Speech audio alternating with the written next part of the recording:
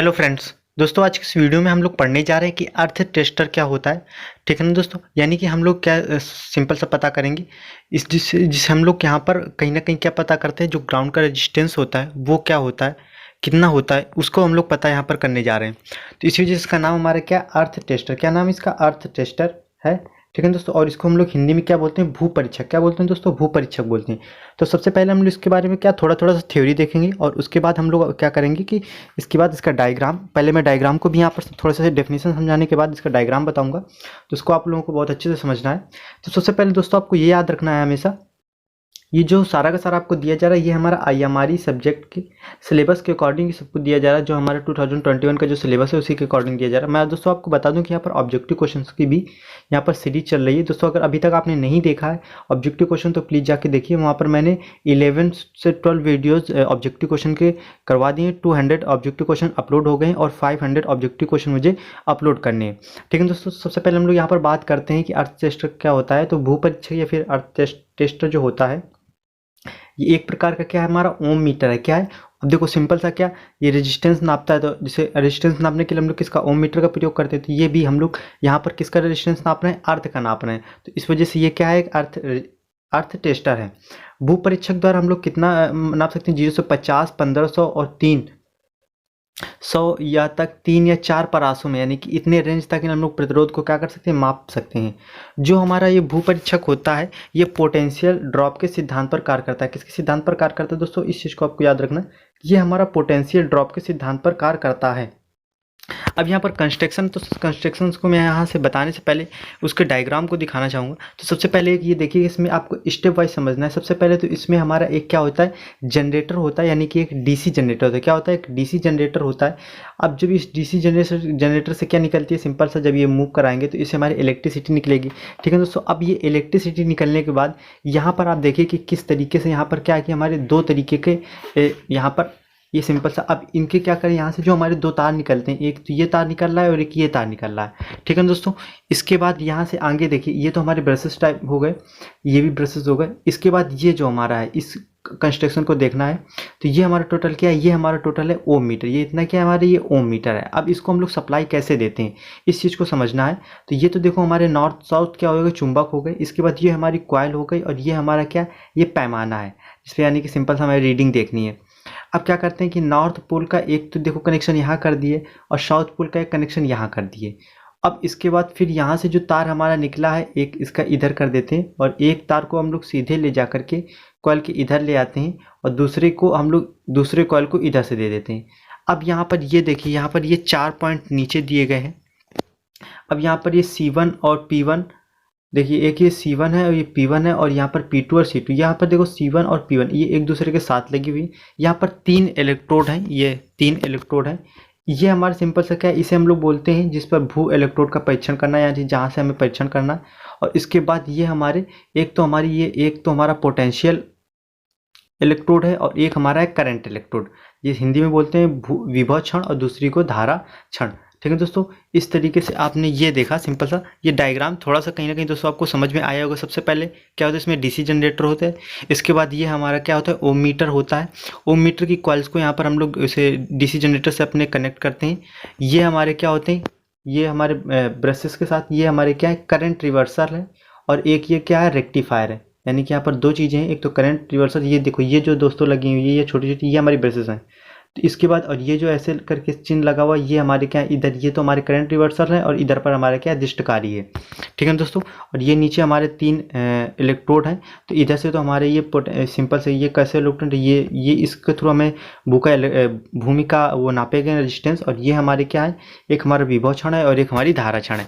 अब इसके बारे में थोड़ा सा थ्योरी पढ़ेंगे तो ऑटोमेटिक आपको समझ में दोस्तों आ जाएगा। ठीक है दोस्तों, तो सबसे पहले क्या है कि इस उपयंत्र में एक हस्तचालित डीसी जनरेटर होता है, एक करंट रिवर्सल होता है, और एक रेक्टिफायर होता है। ये सारे के सारे एक ही शाफ्ट में लगे रहते हैं। जैसे मैंने आपको दिखाया भी था, सारे के सारे किस में लगे थे, एक ही शाफ्ट में लगे।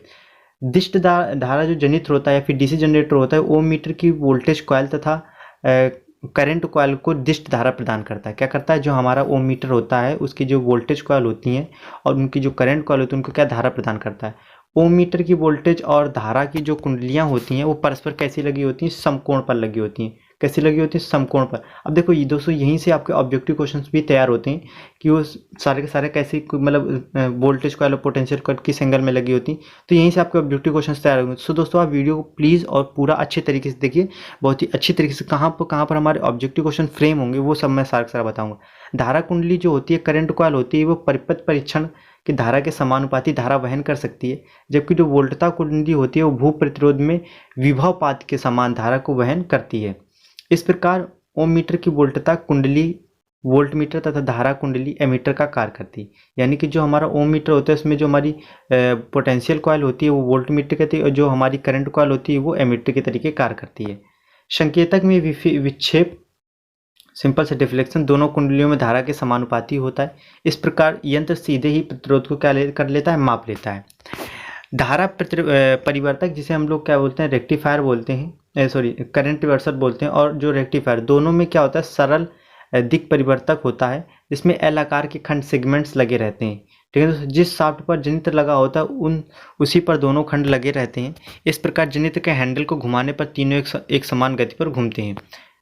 प्रत्येक दिक् परिवर्तक यानी कि प्रत्येक कम्यूटेटर पर 4 ब्रशेस लगे होते हैं। प्रत्येक सेट के प्रथम ब्रश जोड़ों को इस प्रकार व्यवस्थित करते हैं कि बारी बारी से पहले तथा दूसरे खंड से संपर्क स्थापित रहें। जैसे जैसे हमारा कम्यूटेटर घूमता है, प्रत्येक सेट के दूसरे ब्रश को भी कम्यूटेटर के साथ इस प्रकार व्यवस्थित करते हैं कि उनका खंड उसका निरंतर संपर्क निरस्तर रहे, दिक् परिवर्तक किसी भी स्थिति में हमारे क्यों न बने रहें। तो सिंपल सा देखिए, ये सिंपल सा ये हमारे डीसी जनरेटर होता है। इससे ये हमारे सेगमेंट है, यहीं पर हमारा कम्यूटेटर होता है, ब्रशेस होती हैं, और ये देखिए सारा का सारा एक ही शाफ्ट पे लगे हुए हैं। इसके बाद यहाँ पर ये ओम मीटर है। ओम मीटर में 2 कॉइल होती हैं, एक तो हमारी होती है वोल्टेज कॉइल और एक होती है करंट कॉइल। तो उनको हम लोग सप्लाई किससे देते हैं, इसी जनरेटर से देते हैं। इसके बाद यहाँ पर हमारे ये 3 इलेक्ट्रोड है, तो 2 तो इलेक्ट्रोड, एक पोटेंशियल इलेक्ट्रोड और एक हमारा है करंट इलेक्ट्रोड, और एक ये हमारे सिंपल से क्या है, ये एक हमारे जिसका ये इलेक्ट्रोड है जिसके थ्रू हम लोग भूमिका इलेक्ट्रोड मापेंगे। अब कार्यविधि कैसी होती है, यानी कि कैसे काम करता है, इस चीज़ को आपको समझना है। तो सबसे पहले हम लोग क्या करते हैं कि जब जनित्र को चलाने पर प्रथम ब्रश जोड़े को दिष्ट धारा वाली वोल्टता डीसी प्रयुक्त की जाती है। तो इस प्रकार जनित्र शाफ्ट के घूमने से जो कम्यूटेटर का प्रत्येक खंड सेगमेंट बारी बारी से पहले धनात्मक ब्रश से और फिर ऋणात्मक ब्रश से क्या होता है, संयोजित होता है। इस प्रकार जैसे ही दिक् परिवर्तक घूमेगा, खंडों पर वोल्टता विपरीत हो जाएगी, जो कि ब्रशों पर दूसरे जोड़े पर आ जाएगी। इस प्रकार C1 और C2 पर प्रत्यावर्ती वोल्टता प्राप्त होती है। यानी कि यहाँ पर क्या होता है कि सिंपल जैसे जैसे हम लोग घुमाएंगे तो वहाँ पर कम्यूटेटर और ब्रशेस लगे तो वहाँ पर भी पोलैरिटी हमारी चेंज होती जाती है। अब जो हमारा दिष्टकारी परिवर्तक होता है पर किए गए उपरोक्त, जिसमें से P1 और P2 के आर पर प्रत्यावर्ती वोल्टता दिष्ट धारा वाली वोल्टता डीसी में बदल जाती है। अब यहाँ पर P1 और P2 के जो आर पर जो हमारी एसी करंट होती है वो किस में बदल जाती है, डीसी में बदल जाती है, जो कि ओम मीटर के मूवमेंट के लिए प्रयुक्त होती है। जो कि दोनों कम्यूटेटर एक ही गति से घूमेंगे, क्या करेंगे, दोनों जो कम्यूटेटर वो एक ही गति से घूमेंगे। इस प्रकार परिवर्तक तथा दिष्टकारी क्रिया क्रम से होती है। उपरोक्त क्रिया के महत्व को नीचे और अधिक स्पष्ट किया गया। जो दिष्ट धारा जनित्र होता है वो हमारी कैसे दिष्ट धारा उत्पन्न करता है, क्या करता है, जो दिष्ट धारा जनित्र हो दिष्ट धारा उत्पन्न करता है। इस प्रकार दिष्ट धारा का जो अर्थ इलेक्ट्रोड का मतलब हमारा जो अर्थ का है उसका विश्लेषण हो जाता है। इसलिए इसे दिष्ट धारा यानी कि अर्थ में भेजने से पहले करंट रिवर्सर की सहायता से प्रत्यावर्ती धारा में बदल लेते हैं। ये प्रत्यावर्ती धारा भू अर्थ में प्रत्यावर्ती वोल्टेज ड्रॉप उत्पन्न करती है, लेकिन ओम मीटर का प्रतिरोध मापने के लिए दिष्ट धारा चाहिए। इसलिए भू वोल्टेज को दिष्ट धारा में परिवर्तित करने के लिए दिष्टकारी का प्रयोग किया जाता है। भू परीक्षक सीधे ही प्रतिरोध का मान माप लेते हैं। परीक्षण के समय प्रायः संकेतक दोलन करता है। ऐसी स्थिति में हस्तचलित जनित्र की गति को कम या अधिक कर लेना चाहिए, ताकि जो हमारी विपरीत प्रत्यावर्ती यानी कि एसी करंट होती है की आवृत्ति भू परीक्षण द्वारा उत्पन्न आवृत्ति से कम या अधिक हो जाए तथा पाठ्यक्रम हमारा सही प्राप्त हो जाए। देखिए इसमें सिंपल सा है। अब ये देखिए ये सिंपल सा और डायग्राम उसी का है, ये उसी का डायग्राम है। सिंपल सा देखिए यहाँ पर डीसी जनरेटर है, यहाँ पर हमारा ओम मीटर है, इसमें हमारी जो पोटेंशियल कॉइल है और करंट कॉइल है, यहाँ पर हमारा धारा परिवर्तक है, और यहाँ पर देखो क्योंकि हमारा क्या होता है कि एक जगह तो हमें एसी करंट की जरूरत होती है और एक जगह हमें डीसी करंट की जरूरत होती है। ठीक है ना दोस्तों। तो यहाँ पर जैसे हमारा सिंपल सा है, यहाँ पर हमें जो सिंपल से यहाँ पर देखो इसमें बता दिया गया है कि भू धारा अर्थ में प्रत्यावर्ती वोल्टता उत्पन्न करती है। ठीक है दोस्तों। तो हम लोग दिष्ट धारा को भू धारा में भेजने से पहले क्या करते हैं, करंट रिवर्सर की सहायता से प्रत्यावर्ती धारा में बदल लेते हैं। ठीक है दोस्तों। तो इसमें से देखो एक जगह हमें जहाँ पर दिष्ट धारा की जरूरत होती है वहाँ दिष्ट धारा भी प्रयोग हुई, और जहाँ पर हमें प्रत्यावर्ती धारा की जरूरत थी वो भी प्रयोग हो गई। अब क्या करता है कि परीक्षक का प्रतिरोध मापने के लिए प्रयोग कैसे मापते हैं, सिंपल सा, और कैसे मापा जाता है। तो इसमें क्या करते हैं, हम लोग भू परीक्षक द्वारा भू प्रतिरोध इलेक्ट्रोड का प्रतिरोध ज्ञात करते हैं। इसमें से सिंपल से 4 terminal P2, C2, P1, C1 तक अंकित होते हैं। P1 और C1 के सिरों के बीच मिले रहते हैं, जबकि भू इलेक्ट्रोड परीक्षण करना होता है। एक अस्थायी करंट स्पाइक्स को परीक्षण किए जाने वाले भू इलेक्ट्रोड से 25 मीटर की दूरी पर गाड़ देते हैं। अब देखो सिंपल से ये आपको यहाँ पर ये चीज़ आपको याद रखनी है कि हम लोग क्या करते हैं कि जो परीक्षण किए जाने वाला भू इलेक्ट्रोड से 25 मीटर की दूरी पर गाड़ देते हैं, C2 से एक लीड द्वारा जोड़ देते हैं। इस प्रकार अस्थायी विभव क्षण परीक्षण किए जाने वाले भू इलेक्ट्रोड से 12.5 मीटर दूर पर भू पर गाड़ देते हैं। इसे एक लीड P2 से कनेक्ट कर देते हैं। यदि भू इलेक्ट्रोड अधिक बड़ा हो या इसमें बहुत से पाइप या भू प्लेटें लगी हो तो दूरी क्रमशः 46 मीटर तथा 43 मीटर की दूरी होती है। ठीक है दोस्तों, अब देखिए यहाँ पर सिंपल से ये जो हमारे इलेक्ट्रोड दिए गए इनके बीच की दूरी क्या क्या है ये यहाँ पर बताया गया है। भू परीक्षक को किसी उचित स्थान पर क्षैतिज रूप में रखें। ये ध्यान रहे कि परीक्षक टेस्टर के पास कोई शक्तिशाली चुंबक ना हो। यदि परास स्विच चरण स्विच से सही परास पर परीक्षक को रखकर हैंडल को सही दिशा में एक ही चाल से घुमाएं तथा परास स्विच के पैमाने पर मान को पढ़ लें। इस प्रकार 3 अलग अलग स्थानों पर परीक्षण को गाड़ करके 3 मान ज्ञात कर लेते हैं। तीनों मान लगभग एक समान हो तथा बहुत अच्छा हो। इस प्रकार 1 ओम से अधिक नहीं होना चाहिए, जबकि इसका मान अर्थात कम या 0 ओम तक होना भी उत्तम है। सिंपल सा देखिए इसमें क्या, ये सारी की सारी थ्योरी है। बस सिंपल से ये समझिए कि यहाँ पर कुछ चीज़ें दी गई हैं। जैसे यहाँ पर आप देख रहे हैं कि यहाँ पर कुछ मतलब उन दोनों विभव के बीच की दूरी 25 मीटर है, कितनी है ये चीज़ें आपको देखने की थोड़ी सी ज़रूरत है।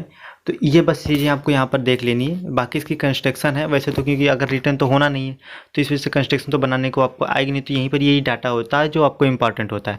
ठीक है दोस्तों, मैं आशा करता हूँ दोस्तों ये आपको समझ में आएगा। दोस्तों अगर नहीं कुछ भी कोई भी डाउट है तो प्लीज़ आप हमें कमेंट्स करके बताइएगा। दोस्तों अगर आप इसका PDF चाहते हैं तो प्लीज़ आप हमारे टेलीग्राम चैनल को ज्वाइन कर लीजिए।